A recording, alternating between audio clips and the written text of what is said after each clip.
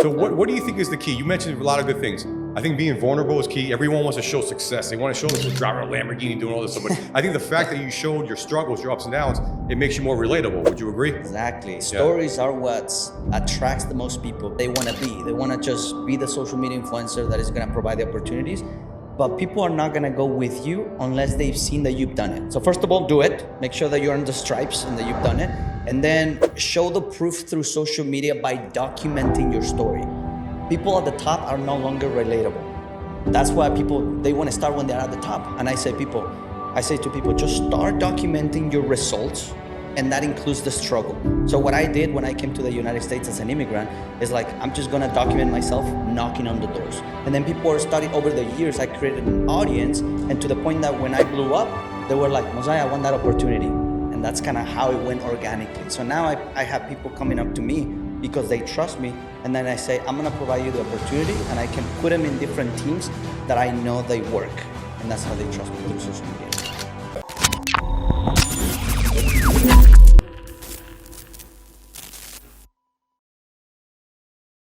Get ready to level your shit up with the LFG show. We travel the globe to bring you heavy hitters from all walks of life. We've been talking some serious business, from the best digital marketers, government contracting experts, to top athletic and celebrity doctors. We've got it all covered. We're talking to guys with cash in for billions with a B. And the best thing is, we're just getting started. So hold on tight. We're about to crank it up a notch. Get ready for next level networking and masterminds within the LFG community. Scared money don't make no money or honey. Hit the subscribe button, drop a like, leave a comment, and let's fucking go.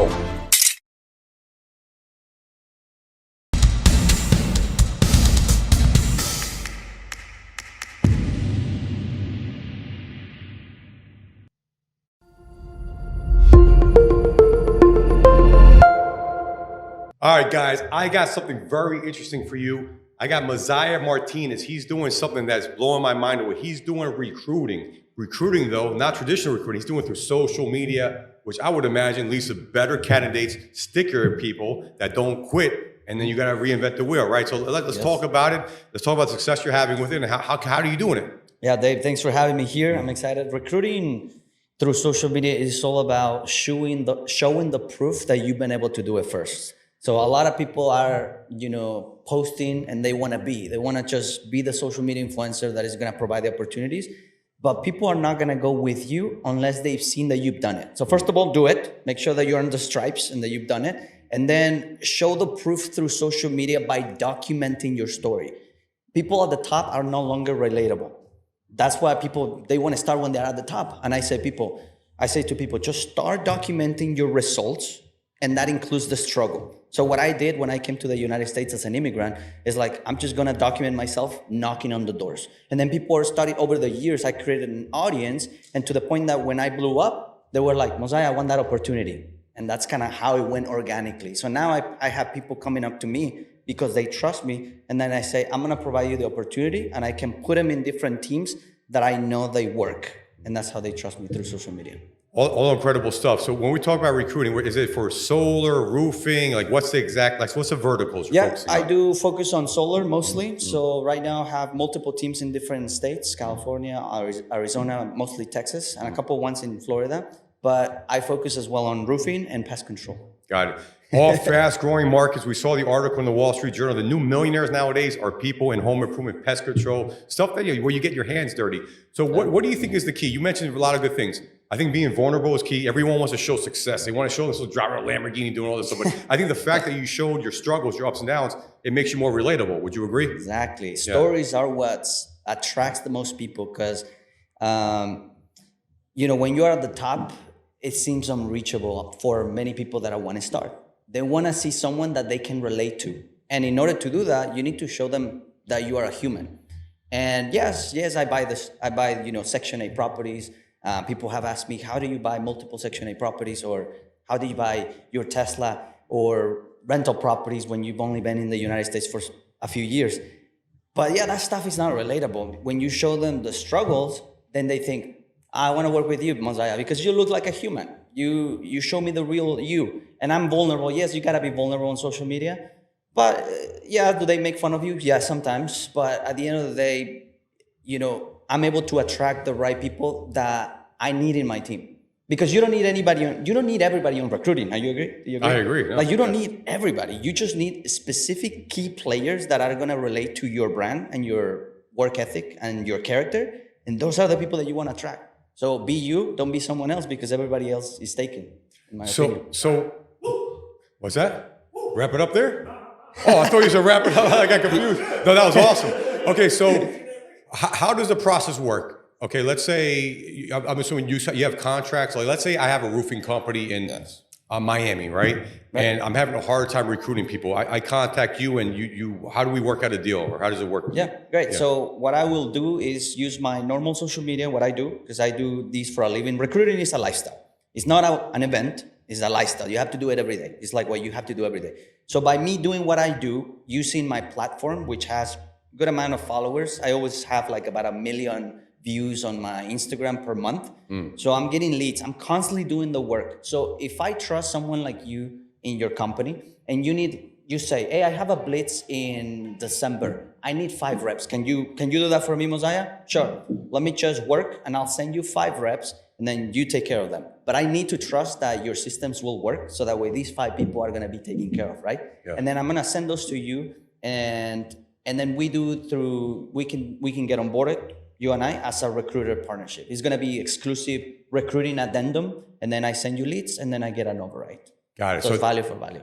I love it. So I like the fact that you're qualifying your clients first, because you want to make sure them first. Yes. Yeah, you make sure that it's going to be a win-win. And I do that for leads too. For every 20 people that want to buy leads from me, we only select one, because most people don't know how to work the leads. They're too small. They don't have a call. I want to talk about that later. They don't have a dialer. They don't know that stuff. So there's a new endeavor called Roofs in the Box. It's just, man, from day one, it's taken off. When I first started getting into the roofing industry, what was happening was my fixed costs were always there. And so for me, I was looking at how can we kind of, 1, save on these costs, and then 2, how do I not lay people off during down times?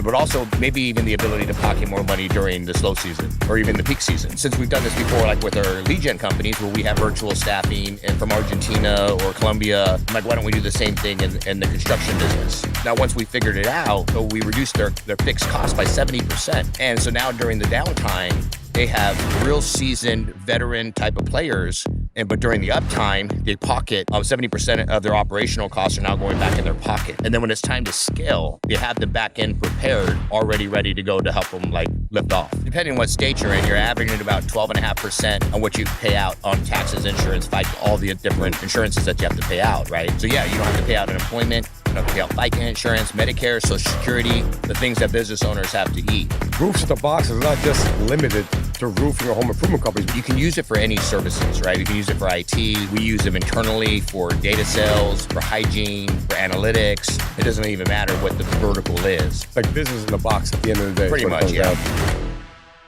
What's a good candidate for you that you like, I want to work with this person, they can make this work? You know, I used to do the Zip Recruiter, and then I would get a bunch of people that are zero motivated. They are not go-getters. And you and I know that to do solar and door-to-door sales or solar or sales in general, it's not for everybody. You need specific characteristics from people. Hardworking, motivated, go-getters, like they are able to overcome the struggles. So what I realized is that it works for me targeting the already existing people that are doing it in solar or people that have experience in roofing. So the recruits that I always get are people with the experience because that's my audience. My audience is door-to-door sales, solar, pest control, roofing. I also do roofing as well on the side. Yep. And so those are the people that are always switching, looking for different opportunities. And I'm always there catching their attention so that when they're ready to switch, who are they going to go to? They're going to ask me, hey, Mosiah, do you have an opportunity? Do you know someone that could fix the issue that I had in my previous company? And I say, yeah, actually, I think I know what you need. And I think I have what you need. And I'm going to put you in contact with Dave, right? And now they go with you and it's just a transaction of value. It's a mutual agreement. Yeah. So that's how I do it. And I think it works because if you want stickier recruits, it has to be based on relationships of trust. In this industry, a lot of people don't trust each other. They do marketing, they do the Lambos, the real estate, but that doesn't make me feel like I can trust you, even though you have the money. Yeah. What makes you trustworthy in this industry for sticky recruits is when they see you as a human. So for example, when you do those interviews that I've seen on your social media page, they feel like they know you. So when they meet you at an event, don't they come to you like, hey, Oh, dude. yeah. You have credibility. It's instant. Yeah, it's that they feel like they already know you. Yeah. So they're like, hey, dude, like, and that is such a powerful tool that if you leverage, you'll continue to attract the right key players. You don't want anybody. I just need 5 people that are going to help me take a team to the next level. Yeah. And that's it. We're going to find them through constant marketing. Yeah, and you say, guys, this is a great interview. This is unlike any other interview I've done on the show, and I think because we're talking about taking an old, antiquated system. When I remember, there's recruiters, high-level recruiters. They'll charge a company $25,000, $30,000, $40,000 for like, I don't know, someone in a position, and they have an old school method. You have the new school method, which is it's a new way of doing things, right? And it's faster, I think, and then you have the instant credibility. And I think that's why a lot of the old school methods. The fear is you hire someone, you pay $20,000 to recruit or whatever it is, and then they don't stick. And what happens? Whereas, and I think because there's no relationship there with you, the people you recruit, you have a relationship. Even though you may not have met them face to face, they feel like they know you because they watch your videos every day, months over months. They know your family, right? And it's like, I think they don't want to let you down at the end of the day. I would imagine that's why it's stickier. You agree with that, or what do you think? Such is the power of social media, converting eyes into money. Because attention is the biggest asset nowadays. Yeah. Like now, if you and I believe that we have the right answer or the right opportunity, it's our duty and responsibility to share to the world every single day through a simple meme, through a simple post. It might be stupid, but we are the ones that are catching the eyes, and we are the ones that we can provide opportunity. So the responsibility of a recruiter is huge because you have to be honest. If you're recruiting, you have to really strive for excellence and become better and become that person that people want to follow.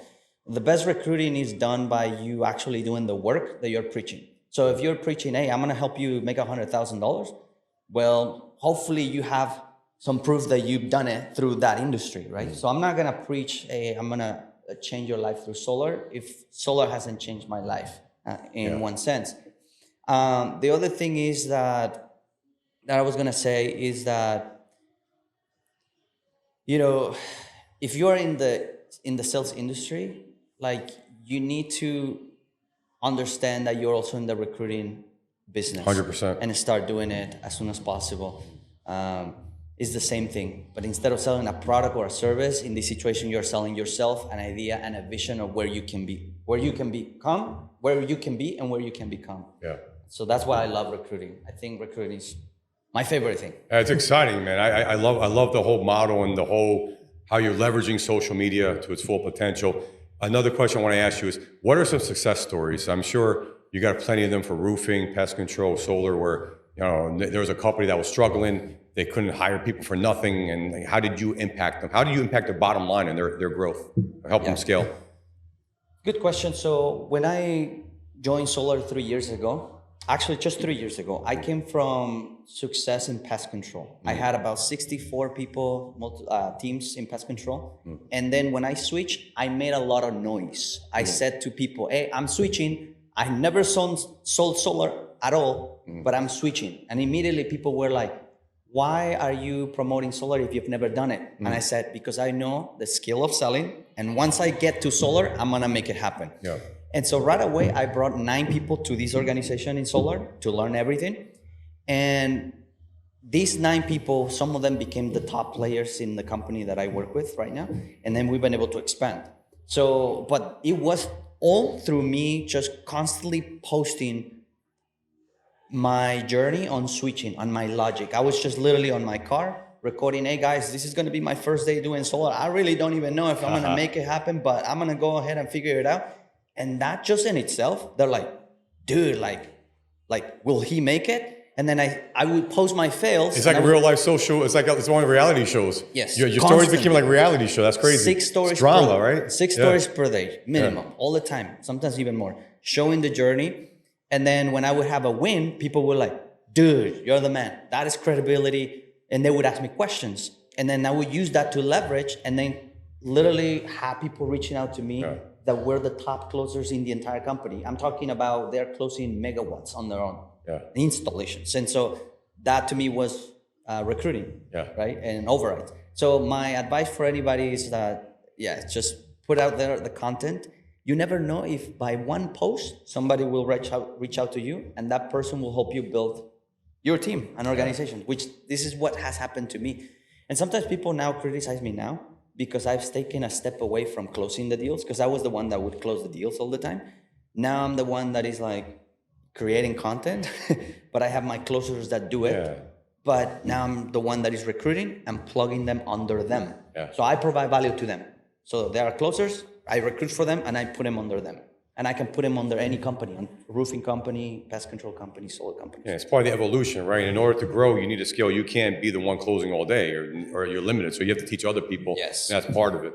I was going to ask you a question as well. You said that you're an expert on leads and everything.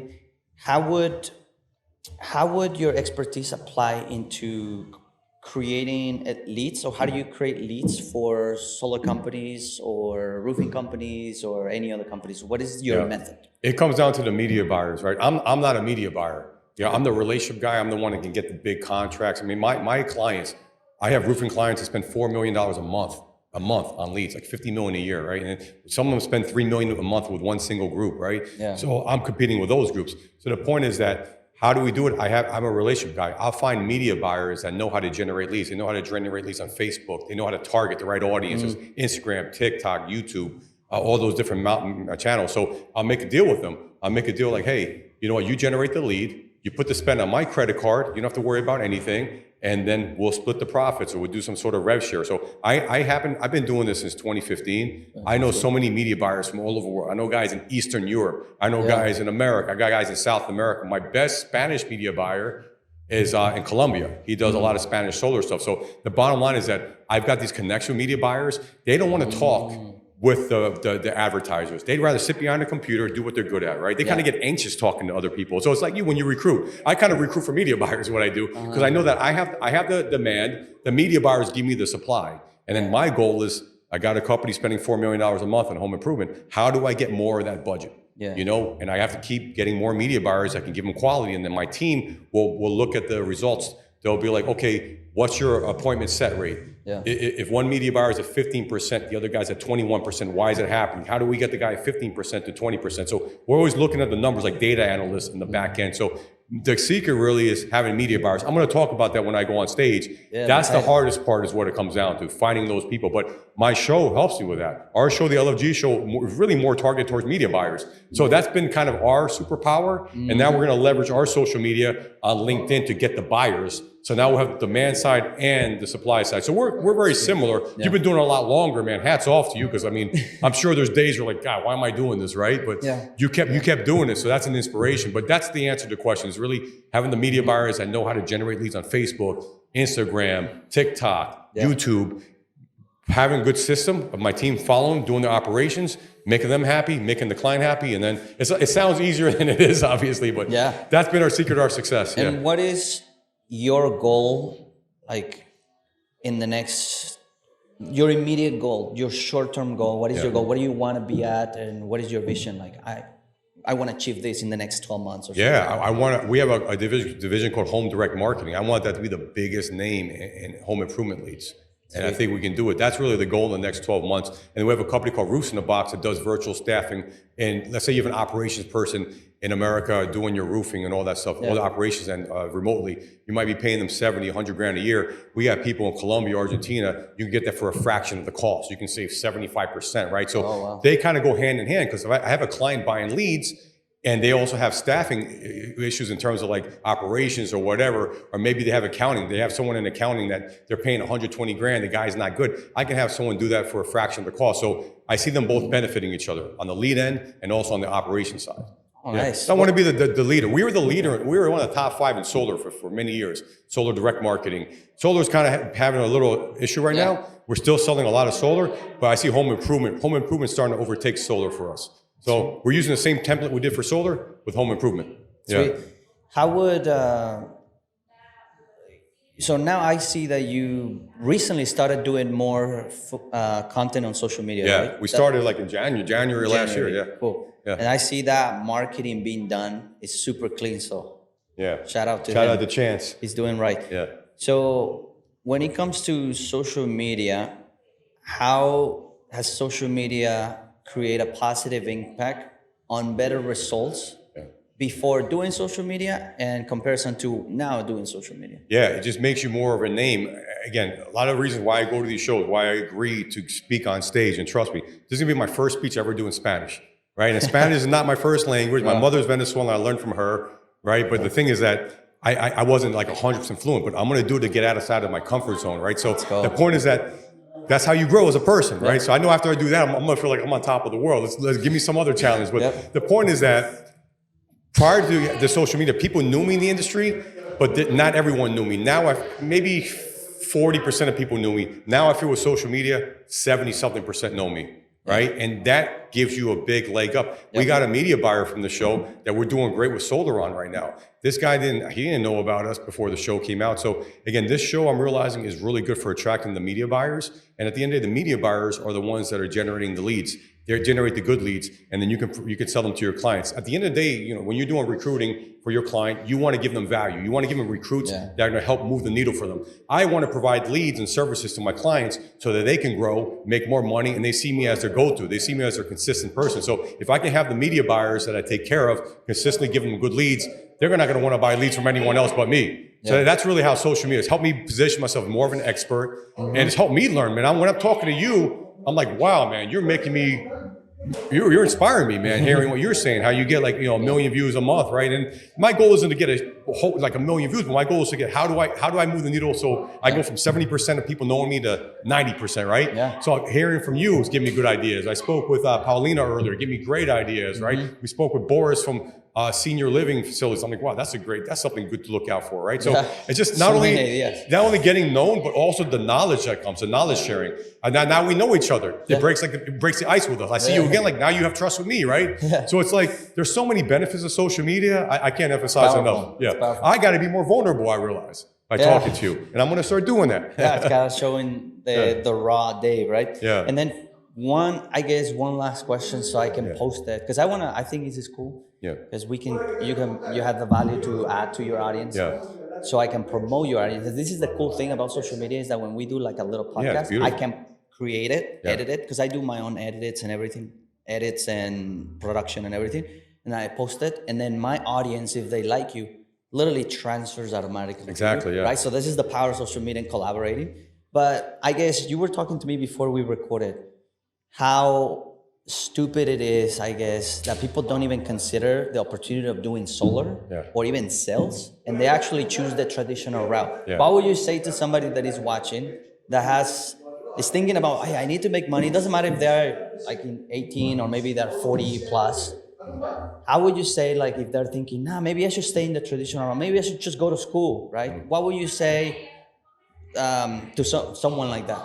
I would say keep your mind open and follow success. Success leaves clues. People are successful right now doing these roofing jobs, HVAC. There's money flowing. The Wall Street Journal is talking about it. Wall Street is the biggest, not just Wall Street, the financial markets reward results. The results are in home improvement. Now, every 20 years, someone's got to change their roof. Their HVAC goes out at some point. They got to change their windows, right? They got to fix the bathroom. There's always going to be a demand. There's always a demand, right? So think about that and step outside your comfort zone. If you're used to one way, what have those results gotten for you? It's probably gotten you here. You got to do something else to get to over there, right? Every successful person, whether they're successful business-wise, whether they're a successful parent, they're a successful boyfriend, girlfriend, husband, wife, whatever the heck it is, they're always looking to get better. They need to improve themselves. They're reading books. They're going to masterminds. They're doing this stuff, right? So the point is, get outside your comfort zone, and you just got to learn. I mean, partner up. Listen to your podcast. Follow you on social media. Get some ideas and listen to people like that, and then just do it. You got to do it. I listen. I was like, why am I doing this thing in Spanish, man? I'm just words. My wife has helped me out. I'm like, I can't even pronounce that damn word. I'm gonna freaking do it. And I guess you know what? I told my wife. I think now my Spanish has improved just from this freaking speech. Yeah. Now she always says like, I speak a little bit like kind of slang Spanish, right? I speak like gringo Spanish. But hey, now I feel like I'm stepping up. But I got outside my comfort zone. So people got to get outside their comfort zones. You want to grow? That's the only way to do it. Amen. I love that. Because that relates to how I felt when I came to this country. Yeah, you came from Mexico, right? Yeah, and I've only been, as you can tell, I still have an accent. I had to learn the language on the doors, but I had to get out of my comfort zone. And I was scared to do it. I didn't know if I was going to do it. You know, a lot of people told me like, hey, send me somebody that speaks English. I don't understand what you're selling me at the door. It was hard. But then, as you said, just got out of the comfort zone and eventually started picking it up. It was a challenge, even speaking in English as well, or in like on stages or social media, doing videos on social media is a challenge. But, you know, if this opportunity was able to change our lives or changes the lives of many people, sales, roofing, solar, then it's something that, and if I was able to do it, like a Mexican immigrant that came from Ixtapaluca, shout out to Ixtapaluca, then I feel like anybody can do it. Don't you agree? Like if I was able to do it, you can do it. You just have to be able to be in the right places with the right systems, the right companies, the right teams, and do your research about what companies provide the service that is going to benefit you as a rep. And then you can literally take your income to, I don't know, $50,000 in 4 months in a summer to $100,000 in a summer. And then go and sell a product that actually benefits the customer. For example, a roof, they're gonna need it, right? Of course. Solar, everybody consumes electricity. It's gonna be needed.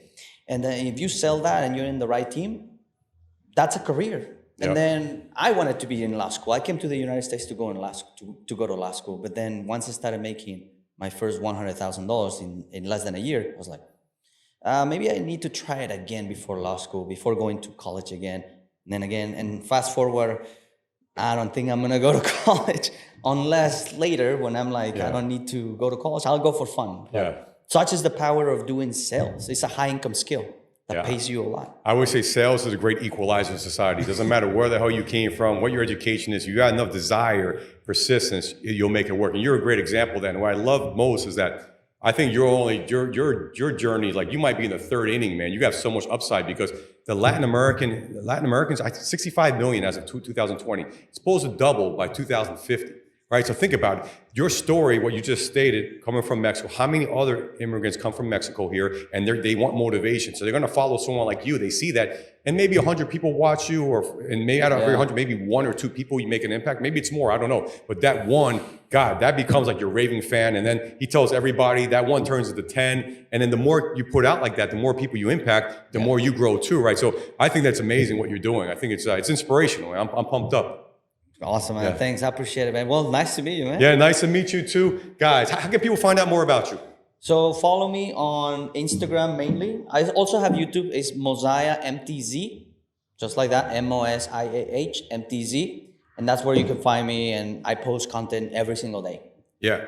Guys, you have to follow the people that are making stuff happen, the people that are showing you the real life self, the good things, the good, the bad, and the ugly. Not everything is shiny. I mean, there's a site, Instagram Baller Busters. They talk about these guys they're 5 Lamborghinis, but meanwhile they're all leased, and then they're in hundreds of thousands of dollars in debt. I mean, they're not showing their vulnerability. Life isn't all like this, right? It's this at the end of the day, and I think that's why you've had success, guys. So follow him, and let's fucking make it happen. Let's fucking go. Let's go. Let's go.